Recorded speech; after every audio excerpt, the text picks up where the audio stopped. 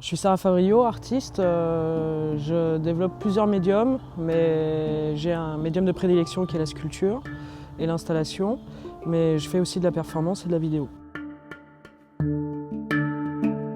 Ok, alors étant donné que j'ai beaucoup d'enthousiasme, je me suis dit que c'était quand même un voyage unique que d'arriver ici et d'être dans le désert, de réaliser la présence de la vie avec l'élévation des palmiers, la culture, l'homme qui essaye de créer quelque chose, et la présence de la mort en hauteur, elle aussi, a été quelque chose qui m'a profondément marqué. Du coup, je me suis focalisée sur ce sol et ce ciel. Et donc j'ai décidé par enthousiasme avec ce possible du désert, ces matières qu'on peut avoir en tendant la main partout, j'ai décidé de faire 3 œuvres qui sont une performance à partir de laquelle je vais pouvoir tirer un film plus tard, une trentaine de petites sculptures qui vont être mises en place dans l'oasis sur un mur de chaux. L'installation, quant à elle, est le principe de faire venir à l'intérieur du ferme le paysage. Ce lien qui est celui de la corde, qui est aussi celui de la résurrection de la feuille, essaye de faire une forme de résurrection du paysage et une forme de réconciliation entre la nature et la culture.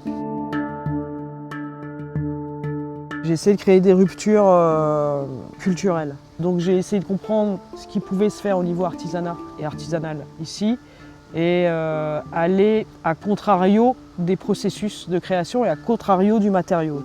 Lors de mes promenades, j'ai finalement réussi à créer des ruptures avec les objets collectés des archéologues, car il y a des éléments qui proviennent non pas d'une culture ancienne, mais les fermes ont été désertées dans les années 70.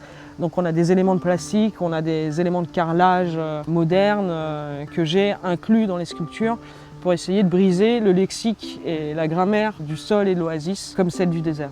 Ça a été de cette manière-là que j'ai procédé, on va dire, à ce métissage Moyen-Orient-Occident.